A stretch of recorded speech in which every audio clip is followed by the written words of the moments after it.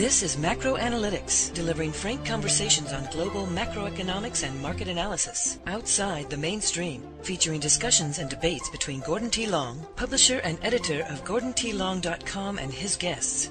The content of this discussion is strictly the opinion of the participants. It is in no way a solicitation for business, nor is it to be considered investment advice of any sort. Always consult a registered investment advisor before making any investment decision. These discussions are extremely hard-hitting and terribly frank, and parental discretion is advised. Now, on to the show. Good morning. I'm Gord Long with GordonTLong.com, and I have with me this morning John Rubino. John is a well-recognized author, has published a number of books, and is the publisher currently of the website $collapse.com. Good morning, John. Welcome back. Morning, Gord. John, we're just coming up to our first anniversary of doing these shows, and it kind of caught me by surprise how quickly the time has went and the amount of subjects that we've covered. Time is flying by, isn't it? But it's been an eventful year, so it's not a surprise that it's gone this quickly. You know, the subjects that we've covered when I was looking at the library is amazing, and I encourage our listeners to look at the library at Macro Analytics of this broad range of subjects. You and I are always having a problem, narrowing it down to subjects. There's just so much to talk about. It's a nice position to be in when you're in the commentary and writing business to have such a selection. Yeah, it really is. Later this week, we're going to talk about cyber wars, which is a whole new subject, and you've done a number of articles on it, so I'm looking forward to that. I want to talk this morning about another type of war, and that's currency wars, which we've done a number of shows on previously. But I thought it was, time for us to update on what's going on, maybe go through some of the regions, because so much is really starting to accelerate in this whole area. And I have up a first slide that's got a number of regions I'm hoping we can touch on. Do you want to kick it off? By now, most of your listeners are familiar with the concept of a currency war, so there's no reason for us, I think, to spend much time explaining the idea behind it. But suffice to say that we're deep into a currency war now. And the main belligerents are the U.S., Japan, the Eurozone, and Great Britain. And meanwhile, there are a lot of winners and losers out there on the sidelines who are either going to suffer or participate in one way or another. Currency wars are nothing new. The last time we had major currency wars was in the 20s and the 30s, and which caused no ends of problems. But the difference then was that we didn't have the same magnitude of debt as the driving force behind it. Yeah, one of the fundamental differences is that everybody has a highly efficient printing press right now. It used to be that money was a physical concept, and now it's bits in a computer system. You can create $1 trillion by typing in 1 trillion and hitting send. That's all the work that's involved. We were not in a fiat currency world back then. We were in a gold-backed world the last time we had currency wars, and we also didn't have the restriction of the World Trade Organization, the WTO, because currency wars, as you're pointing out, are also part of a trade war. And that's why it's called beggar thy neighbor. And so there's the restriction. So suddenly the movement of currency is really important. When you get into starting to do this, suddenly all of a sudden you've got all sorts of other controls, capital controls, exchange controls, wage controls, price controls that spill in. So there's this difficult balance that they're grappling with. But I think they've just thrown it out the window and said, we got to debase. Oh, yeah, they're all completely desperate. They're all just trying to get through the year right now. There's no master plan or anything. And it's universal. Almost all of the big trading countries, with the possible exception of China, though they're not immune to this, but the U.S., Great Britain, Japan, and the Eurozone are all in the same position. And I'll use this word that we were talking about before the show, belligerents. How you find them are the ones that, they've reached 0% interest rates. They're intervening the most in the market, and they got the most to gain from a weak currency. And if you look at them, there are 4 areas. They're what I call the currency cartel. They're Europe, the euro, the sterling, the U.S. dollar, and the yen. And you just mentioned China. China has intervened a little bit here in 2012, but their beauty is they've got this floating pegged to the U.S. dollar, so the more the dollar debases, they can kind of ride along here. It's a nice position for China to be in, and it's not by coincidence, by the way. Yeah, China's looking smarter and smarter. Oh, they're very clever. They've played a mercantile strategy, export-led strategy, put the money into the U.S. Treasuries to keep interest rates down, keep the currency strong, have gained this competitive advantage. Now U.S. is in a debt, and Europe to that matter. They're tied right in. They're riding along, and now they're buying gold, as we've talked about in previous shows. Which kind of brings us to the end game, which we talk about. What happens when all of the when the currency wars really get going and currencies just start cratering in value. But first, maybe we should go through the other belligerents just to kind of set the stage here, because they also have very interesting stories besides the U.S. Japan, for instance, has run up more debt as a percent of GDP at the sovereign level than anybody else in the world, and they're suffering dramatically from it. They have a demographic problem with an aging population, and the fact that the yen was a strong currency for a lot of years has hurt their export sector, and they're now running trade deficits. So it's not clear how they fund their ongoing deficits year after year while keeping their interest rates low as they have in the past. So they're looking at a major currency crisis, and they know it. So their incoming president has basically ordered the central bank to ramp up inflation, and the central bank has caved and agreed to do it. And so they're deeply into the expansion phase of the currency war. They're going to try to push down the value of the yen, and it's been working. The yen has cratered lately against the dollar and the euro. To me, that's the big catalyst that's accelerated everything since December 16th. When Shinzo Abe came in and he ran an election on monetary policy to debase the currency, it was understood. He was even going to replace Matsuzaki Shirakawa over at the Bank of Japan, which, by the way, resigned here last week, because the policy was that he says, even if I have to produce another 1 quadrillion, literally 1 quadrillion yen, I'm going to do it, because they've got a negative trade balance. They're losing their position in electronics right across the board. They've got a serious problem. They've never been in that, so they're reacting, and they don't care. They're not willing to go along with the crowd now. They're going to drive that currency, that yen, down, and they've been successful. And, of course, I would argue, John, the rest of the world says, that's not such a bad deal because it reignites the Japanese carry trade, which has helped finance debt for quite a period of time. However, it's really destabilizing. To see how it destabilizes things, you need to look no further than Europe, because Europe had, well, let's step a little bit back with Europe. The euro, when it was first introduced, was a strong and strengthening currency. It looked like it was going to be a challenger to the dollar as the world's reserve currency. And so its value went up versus the dollar and most other currencies. And this, on the surface, was a good thing, but it actually hurt the export-oriented industries in the peripheral countries. As they were taking on too much debt, their exporters were being hurt. And this caused Spain and Greece and Portugal and Ireland to implode. So now the Eurozone is in crisis, and that caused the euro to fall, which helped them for a while. It seemed to stabilize their situation, but then the yen started to fall, which is now the same thing as saying the euro is going back up again versus the yen, which is starting to cause the peripheral Eurozone countries trouble. And you've got a lot of voices within Europe arguing for a new push to lower the value of the euro. So this is just going back and forth now. No one can win in the long run in this kind of a currency war because their trading partners retaliate. It's a zero-sum game. So somebody gains, somebody's got to lose. That's how it works. Yeah. But in Europe, John, if you look at Europe from its evolution and expansion, and creation of the debt, and now it's collapsing, it tracks a mirror image of what's happened with the euro-yen cross. And that's why I get back to the Japanese carry trade. So this fortune now with the euro now exploding up as yen is being pushed down is helping Japan with its hopefully with its trade, but it's absolutely killing Europe. And now Europe, which is already in a recession right across it, we just reported this week, negative 0.6% GDP in Europe, and it's getting worse.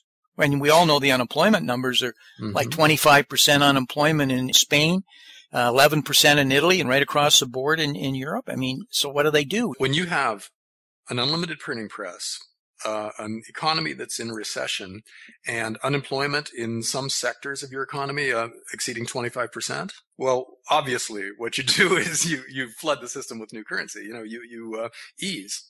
And so the Europeans will definitely do that going forward. They will do what they can to lower the value of the euro. Yeah, the only reason they haven't done it more, John, even though they went with Uncapped, is the ECB doesn't have that mandate officially to be able to go out and print the currency. Now, it's doing it sort of unofficially with various techniques, which we've talked about in previous shows.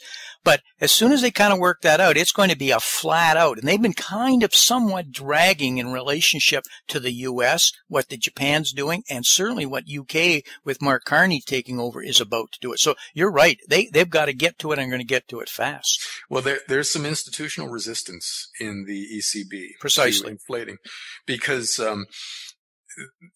they're still influenced by Germany's experience. It's going to be over the Bundesbank's dead body. But it will happen. The idea that a central bank is independent is only valid when there's not a crisis. As soon as there's a crisis, you see the central bank being turned into a political instrument of the central government. You saw that in Japan, and you saw it in the U.S. The Fed is no more independent in the U.S. than Congress is. It does what it's told now because it has no choice. And the same thing will happen to the ECB because there is no choice. You can't be in control of a system's money supply when that system is imploding and not respond to it. You have to create more currency because that's your job. And if you want to keep your job, that's what you got to do. Otherwise, you're replaced by somebody who's more amenable to the political pressures of the day.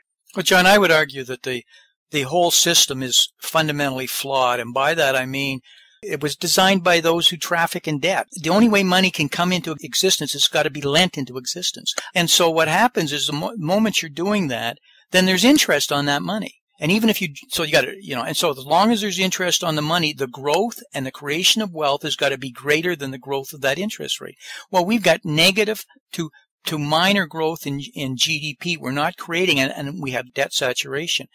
And so the marginal utilization of new debt or new money that's being created isn't there. And when I say being created, that is government spending, is not getting the same kind of growth that it did. Best we're getting is 20 cents on the dollar. And we've got non-performing loans. So in fact, it's imploding. And as we all know, at a 10-to-1 reserve ratio, it's imploding at a phenomenal rate. So only way out is either they've got to increase the money velocity and it's in free fall, or they got to produce more money and print it and get it out into the market. Well, see, that's the final stage of the process. You're right that in normal times in a fractional reserve banking system, that money is created via debt. We borrow money from a bank and that increases the money supply.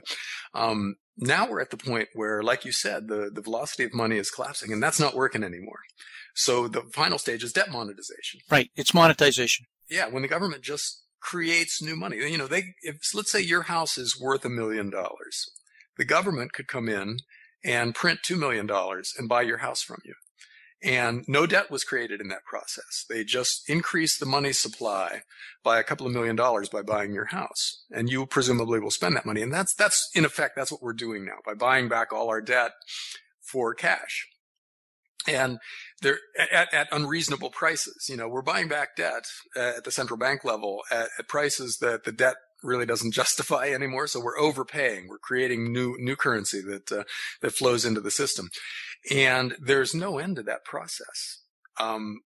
There is an end. Until the currencies that are involved start to fall in value and nobody wants to hold those currencies anymore. The issue will be the currencies, but if their game is, if you're a cartel, and I say that because the four currencies that I named earlier, the sterling, the euro, the yen, and the dollar, control 95% of the trading currencies around the world.